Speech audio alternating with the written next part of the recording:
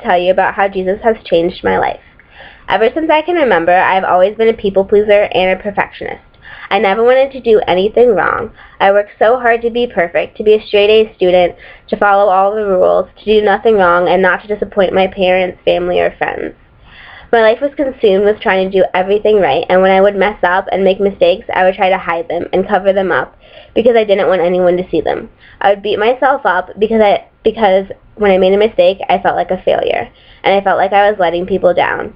This led to a life where I was constantly despairing because I didn't feel like I was good enough. I desperately wanted to be accepted and wanted people's approval. I was scared of being rejected and judged by others, so I did everything in my power to make people like me. Living this life of constantly trying to be perfect and please everyone left me feeling insecure. I was never certain of my actions, and I would make my decisions based off of other people and what they would make them happy and would make them proud of me. Instead of living life in the freedom of Christ, I felt trapped. I was chained to what others thought of me, and it dictated my life. I was not happy or fulfilled.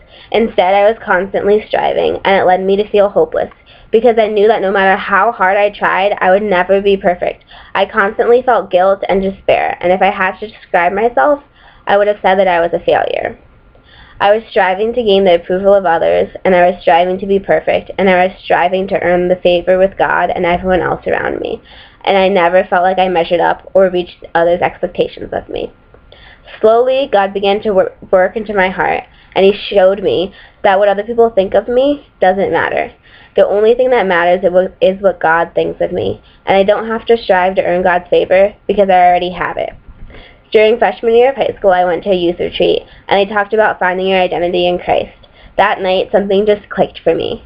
God used the speaker to open my heart, and I finally began to truly believe what I had heard for so many years, that God already loves me with an unconditional love, and that no matter what I do or how many mistakes I make, I don't have to despair and try to hide them because God freely and graciously forgives me of everything.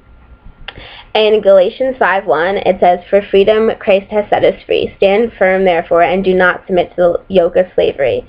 And in Ephesians 2:4-5, it says, "But God, being rich in mercy, because of His great love which He loved us, even when we were dead in our trespasses, made us alive together with Christ.